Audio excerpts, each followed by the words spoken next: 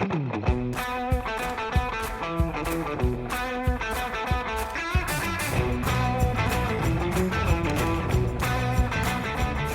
is the Camp Iron Mountain Podcast, a place to learn about U.S. military history as told through the stories of service members, military units, and supporting civilians. Join us as we work to preserve their memories for future generations.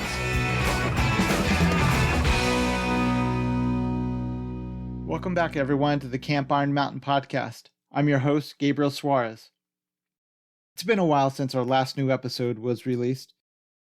During this unplanned break, I've been busy closing things out with my job before starting my transition leave. This process has been a lot more time consuming than I thought, which has caused me to temporarily halt my production schedule. In a few weeks, I plan on getting back in the saddle and start recording new episodes. I'm in the middle of lining up a number of interesting guests, expanding on the wide variety of experiences and stories that we just scratched the surface with over our first 8 episodes. These new episodes will start being released at the end of the summer. I want to thank everyone for their support this far, especially those who've taken the extra steps of leaving a review or recommending the show to a friend or family member who you think would enjoy listening to it. Listeners can still reach out to me anytime through my Contact Us link on the podcast website at campironmountain.com. I appreciate the listeners who've reached out with their suggestions for future show ideas, and those who have reached out for assistance in helping them search into their relatives' service history. In the meantime, despite our short hiatus, I wanted to complete this episode, which I began outlining and researching a few weeks ago in preparation for Memorial Day. Though I missed my internal deadline for release, I hope you enjoy listening to the intriguing story of how the Vietnam Veterans Memorial Monument in Washington, D.C. came to be built. In the present time, where it can take multiple years, even decades, to organize, fundraise, build, and open a new monument to the public in the nation's capital, the story of the Vietnam Veterans Memorial is one of extraordinary accomplishment.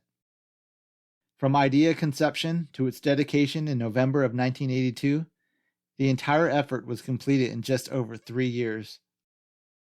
The driving force for the creation of a National Vietnam Veterans Memorial was a man by the name of Jan Scruggs. Scruggs served a combat tour in Vietnam during 1969 and 1970 with the 199th Infantry Brigade after enlisting in the Army in 1968. While in country, he was wounded and spent 3 months recovering in a hospital before being sent back to the front lines with his unit. One of the worst events Scruggs recalled during his tour was when a dozen of his fellow comrades were killed and severely wounded when the ammunition truck they were unloading exploded and caught fire. In the years following his service in Vietnam, Jan Scruggs watched as the war continued to bitterly divide the country until its conclusion. By the late 1970s, Scruggs enrolled in graduate school at American University in Washington, D.C. While there, he conducted research exploring the social and psychological effects that service in Vietnam caused.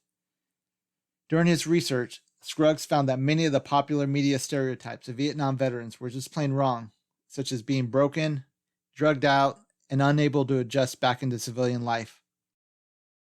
Scruggs also discovered that veterans of units who experience high casualty rates generally experience higher divorce rates and a greater frequency of combat-related dreams. Armed with this knowledge, Scruggs testified during a Senate hearing on the Veterans Health Care Amendments Act of 1977. That act attempted to increase access to services and support for veterans that needed it. One idea that Jan Scruggs thought might be beneficial to promote healing in the country for civilians and veterans alike was building a national memorial. In 1979, Jan's wife recalled that he became obsessed with the idea of building a memorial for weeks after watching the movie Deer Hunter. Scruggs wasn't upset about the violence, but the movie reminded him of his friends killed in Vietnam. Jan realized that it was getting harder to remember the names of his fellow soldiers after each passing year, and that bothered him greatly. Scruggs brought up his idea for a memorial at a local Vietnam Veterans of America meeting, but most in attendance were skeptical of the idea. Many thought the idea was naive and that the VVA needed to continue directing its focus on gaining more government benefits. Robert Dubeck, a lawyer and Air Force veteran who served as an intelligence officer in Vietnam, was inspired by Scruggs' presentation at the meeting and spoke with him afterwards. During their discussion, Dubeck suggested that Scruggs should look at starting a nonprofit corporation to formalize the creation effort. Scruggs took him up on the advice, and a few weeks later, the Vietnam Veterans Memorial Fund was incorporated on April 27, 1979. Bob Dubeck agreed to join the organization, serving as its executive director. Soon after, Jan Scruggs organized a press conference announcing the creation of the new organization and its intent on building a Vietnam Veterans Memorial. Pitching in $2,800 of his own money as the seed funding, he set an ambitious goal of completing the monument in 3 years. The Vietnam Veterans Memorial Fund started off as a volunteer organization, accepting help from wherever they can get it, but Scruggs and Dubeck quickly struggled with trying to build a functional organization. One of their most important decisions was successfully bringing aboard Jack Wheeler as the organization's chairman, who at the time was working as the special counsel with the Securities and Exchange Commission. Wheeler was a West Point graduate and fellow Vietnam veteran. He used his extensive contacts within the government and private sector to recruit individuals to join the effort. The people Wheeler recruited helped professionalize the organization in key positions such as treasurer, public relations, and fundraising. Fundraising numbers were disappointing those first few months. Thankfully, because of Jack Wheeler's expansive network and the zealous drive of the Memorial Fund's other co-founders, the group eventually made traction later in the year. It started with several small donations from around the country, and from grassroots organizations such as the American Gold Star Mothers. This early support eventually led to much larger donations from well-connected individuals and businesses. The Memorial Fund Site Selection Group worked tirelessly on the Hill to drum up support in Congress to introduce and pass legislation approving creation of the monument. Due to the organization's hard work and advocacy, Congress authorized the memorial in the spring of 1980. President Jimmy Carter signed the legislation on July 1st at a White House Rose Garden ceremony, providing 2 acres for the Vietnam Veterans Memorial on the National Mall.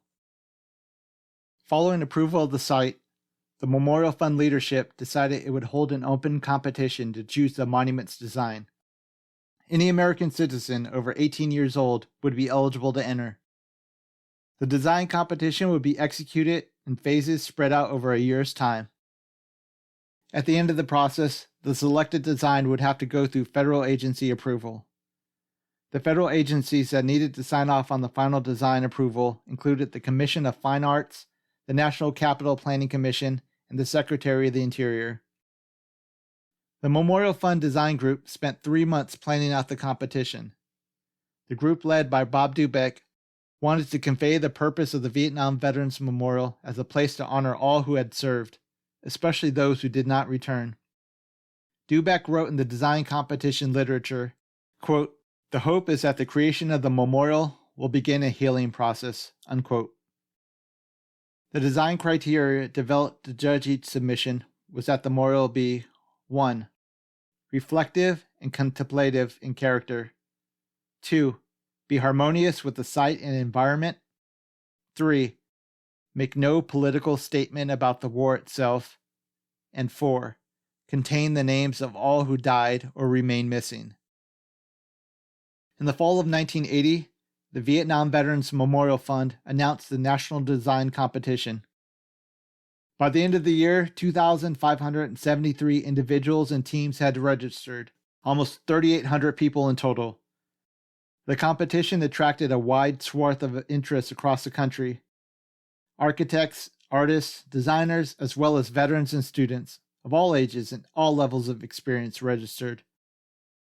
When the competition deadline passed on March 31st, 1981, 1,421 design entries were submitted for judging. In order to accommodate the large number of entries, the judging phase of the process had to be moved to an aircraft hangar at Andrews Air Force Base. Each submission had to be hung up at eye level for review by the jury. In accordance with strict competition guidelines, anonymity of all designs was carefully observed. Each contestant sealed his or her name in an envelope and taped it to the back of the submission. The designs were received and processed in a large warehouse east of Washington. They were unwrapped, number coded, photographed for the record, and prepared for display. The design jury was led by architect Paul Spriggan, who was brought aboard by the Vietnam Veterans Memorial Fund to serve as a professional advisor for the competition.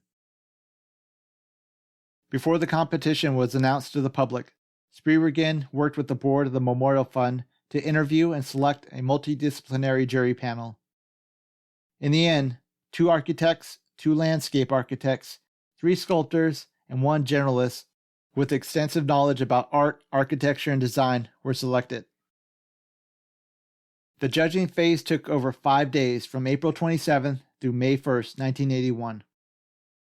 On the first day, the jurors walked Hangar 3 at Andrews Air Force Base to view each of the 1,421 designs individually. The process took as little as 4 hours for some of the panel and all day for the oldest member of the group. On day 2, the jury examined the designs together, stopping at each of the 232 designs that had been flagged by one or more of the juries for further discussion. The group paused to discuss each design that had been noted. By midday on day 3, the designs were further reduced to 90. By the morning of day 4, the competition had been trimmed down to 39 submissions. That afternoon, on April 30th, the winning design was selected. Paul Spriggan had less than 24 hours to craft a presentation for the Vietnam Veterans Memorial Fund leadership, laying out the panel's decision on selecting the winning design. Grady Clay, one of the judges, took meticulous notes of the jury's discussions throughout the week and helped Spriggan write his report. Many of the comments included in the report foretold the fights that loomed ahead. Some of the juror comments included, "Many people will not comprehend this design until they experience it. It will be a better memorial if it's not entirely understood at first. Confused times need simple forms." According to the description of the design concept, quote, "The jury chose a design which will stimulate thought rather than contain it," unquote. When the winning author's name was unmasked at the conclusion of the selection process, there was quite a collective surprise. The winning design was submitted by Maya Lin, a 21-year-old female college student. Lin was born in Athens, Ohio, to parents who immigrated from China in 1948 and 1949. Her parents both worked at the University of Ohio. Her father was a ceramist and dean of the College of Fine Arts, while her mother was a poet and a professor of literature.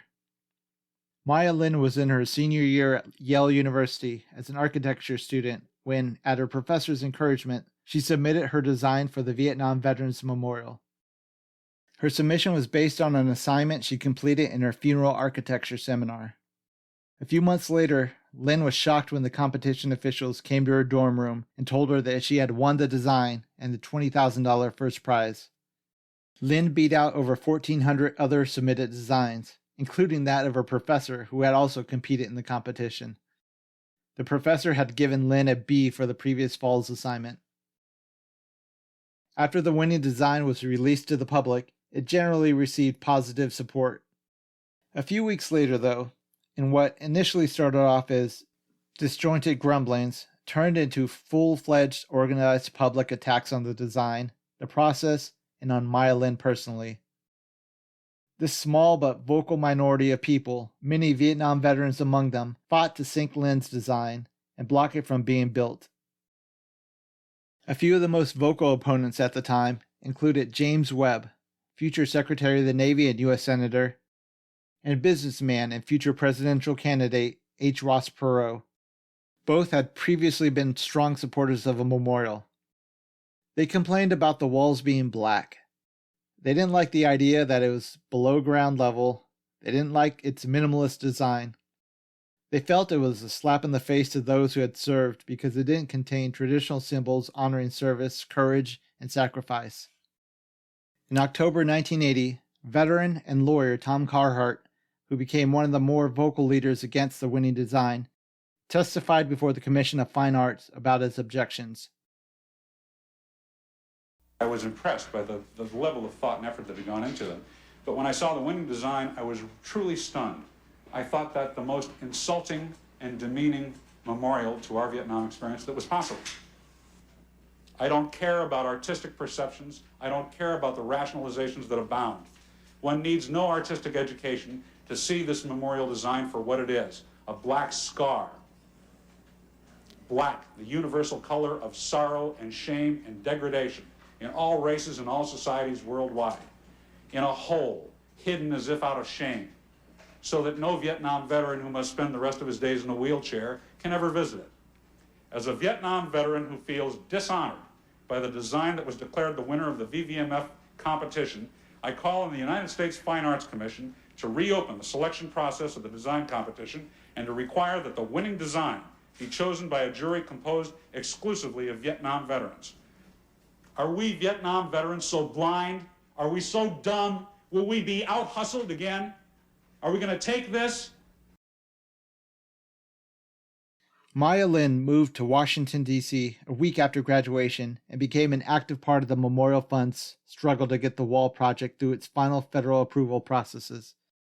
Some opponents simply did not like the fact that Lin was a young student, a woman, and of Asian descent. Detractors mocked her in the press and during public hearings. Derogatory attacks were made by calling her a gook and an egg roll. Large benefactors such as Ross Perot withdrew his substantial monetary donation in protest. But through all the nastiness, vitriol, and pressure, Maya Lin didn't back down. Despite her young age and inexperience in national politics, Lin fought hard to both publicly and privately maintain control of her design. And it took me months to realize, obviously, a lot of people are going to be extremely offended that the creator of the American Vietnam veterans is not only not a veteran, but she is an Asian.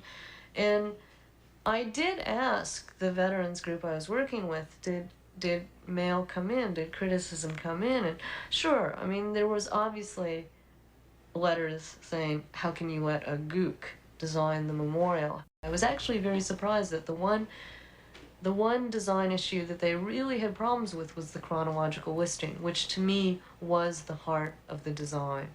The only way I could tell them is get a listing of all the Smiths that were listed and say, do you really think someone wants to come and find his son in a sea of 500 other names? It's just going to be impossible. That listing them chronologically was a much more realistic and easier way.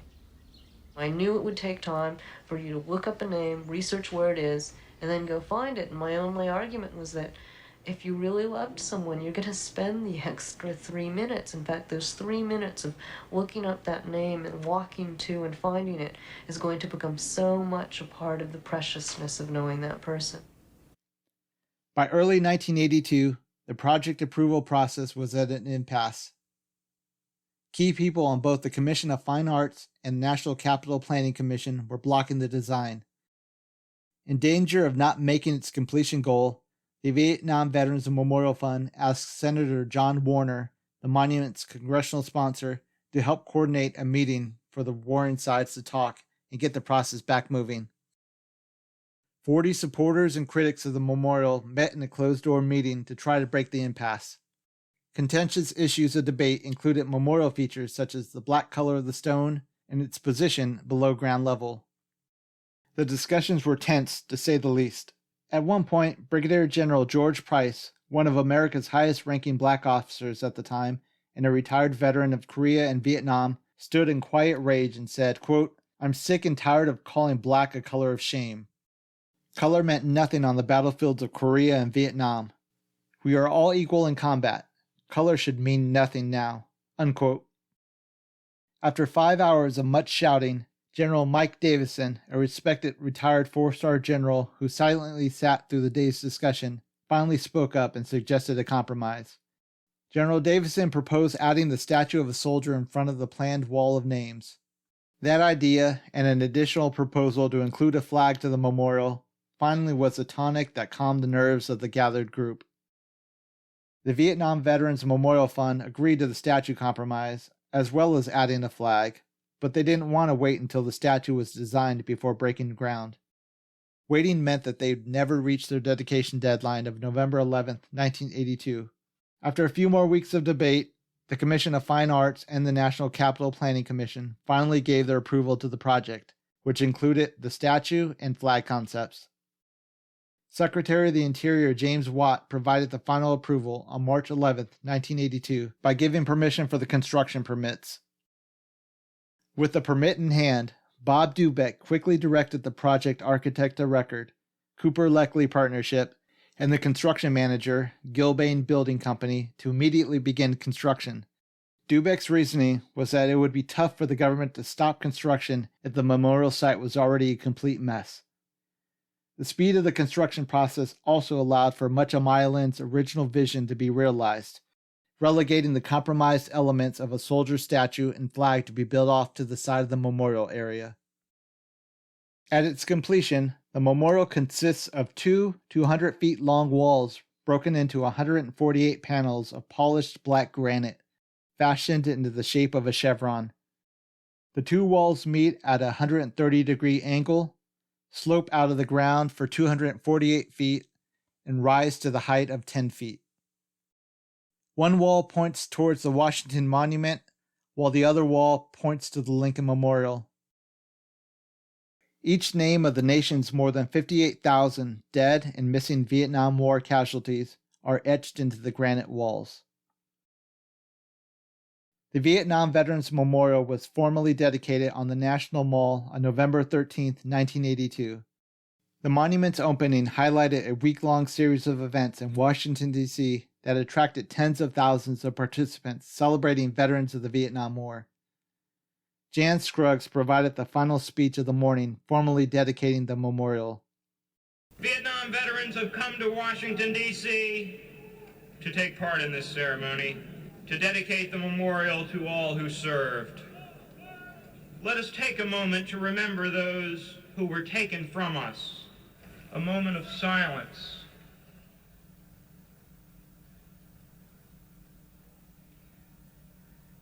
Ladies and gentlemen, the Vietnam Veterans Memorial is now dedicated. How about a hand?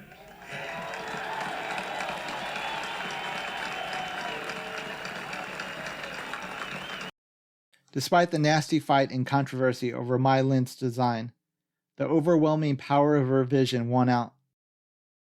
As veterans, families, and the public finally got a chance to stand before the memorial's reflective panels, many were reduced to tears. And all I was saying in this piece is the cost of war is these individuals, and we have to remember them first. And so it's really the people, not the politics, which is what this piece is about. Because it's only when you accept the pain, it's only when you accept the death, can you then come away from it? Can you then overcome it? And literally, as you read a name or touch a name, and the pain will come out. And I really did mean for people to cry. That you can then have to, of your own power, turn around and walk back up into the light, into the present. But if you can't accept death, you'll never get over it.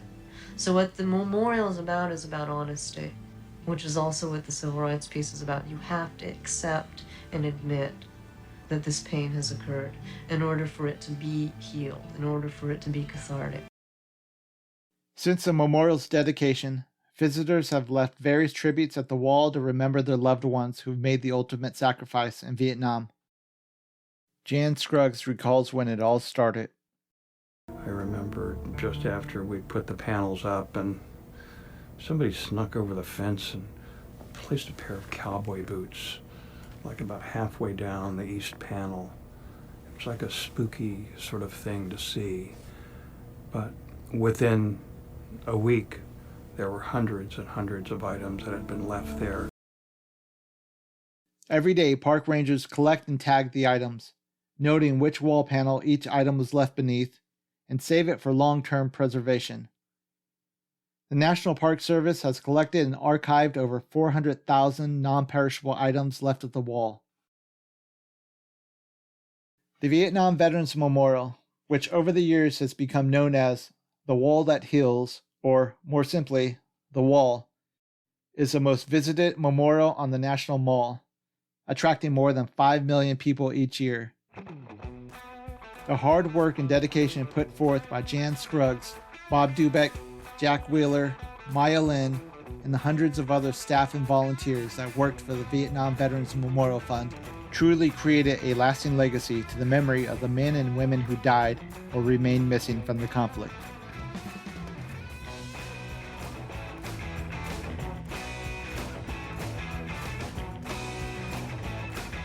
If you enjoy listening to our show, please take a few moments to leave us a review on Apple Podcasts or your favorite podcast player. This simple step is the best way for you to help new listeners find the show.